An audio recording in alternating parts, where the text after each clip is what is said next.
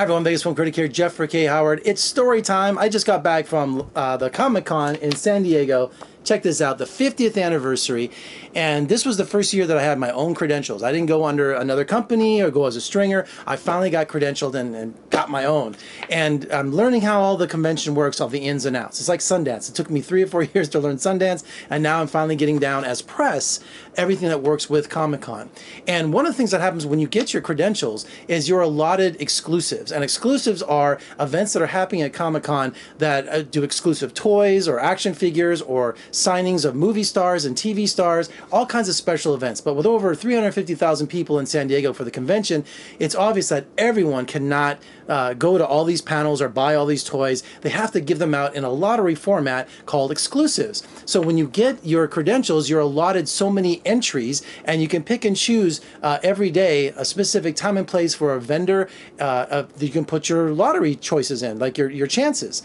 And what I did was I put most of mine in the autograph signings of like Batman's 80th anniversary, you know, with Jim Lee, or I put in TV shows like Family Guy, The Simpsons, but and stuff like that, right? So you can meet the cast, you get exclusive posters, and it's all for free. But you're competing with 250,000+ people doing the same thing. So.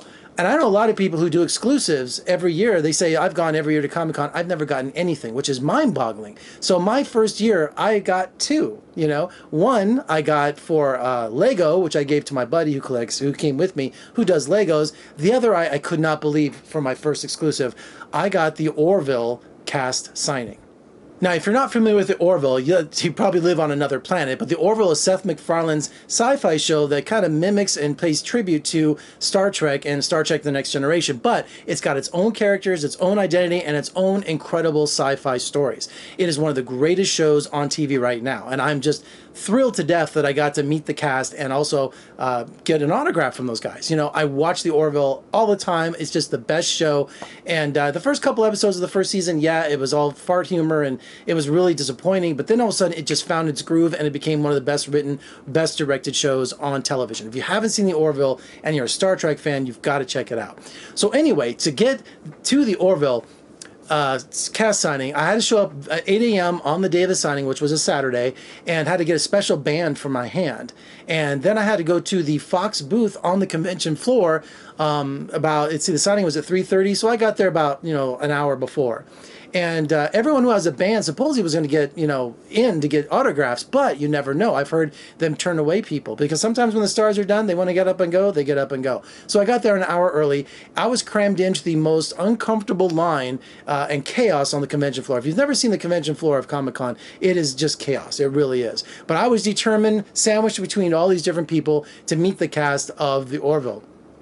Now, let me preface this. Before I got to do that, they did a pop-up exhibit called the Orville Experience that was a couple blocks away from the convention center, and I got to go to the press preview night. It was open to all the Comic-Con people in a couple of days and throughout the convention, but the press got to see it first.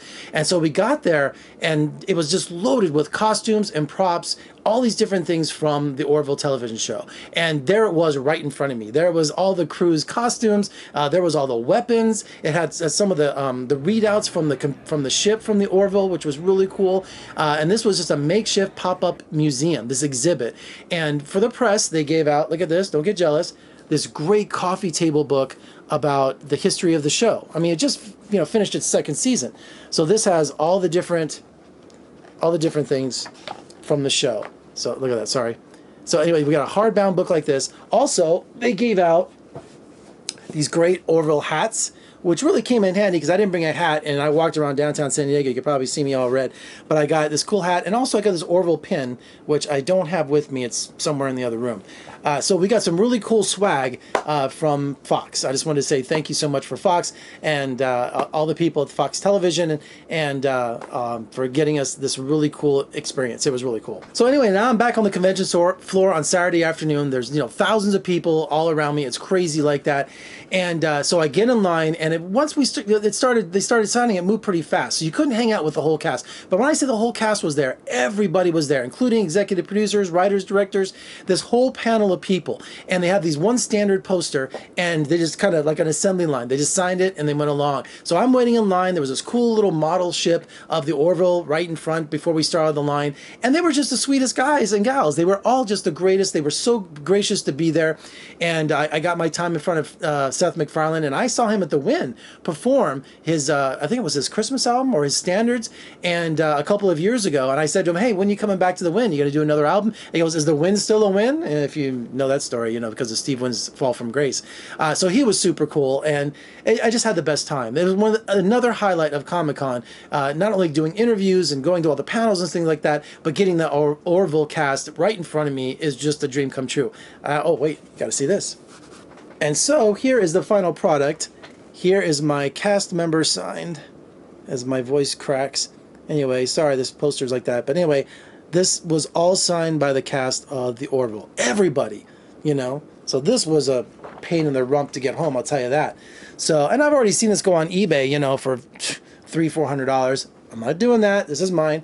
And if you notice there's a sticker on there. It says season 3 will be on Hulu. It's leaving Fox and going to their exclusive streaming service. You know, Fox is now part of Disney, and they're going to be streaming all of the Orville on Hulu. So that's a new thing I have to deal with. So a positive experience with Comic-Con. I got my first exclusive, and it was the Orville. I had Pay Dirt, I had Payola, I had the jackpot, and I couldn't tell you how exciting that was. So can't wait to see what I get next year. All right, for more reviews and interviews, just surf on over to my website at vegasfilmcritic.com. Check me out on social media, Facebook, Twitter, Instagram. And if you're watching on YouTube, make sure you comment below, give me a thumbs up, and don't forget to hit that subscribe button. That way you won't miss any of my videos. I'm Jeffrey K. Howard in Las Vegas. Thanks for joining me. See you next time.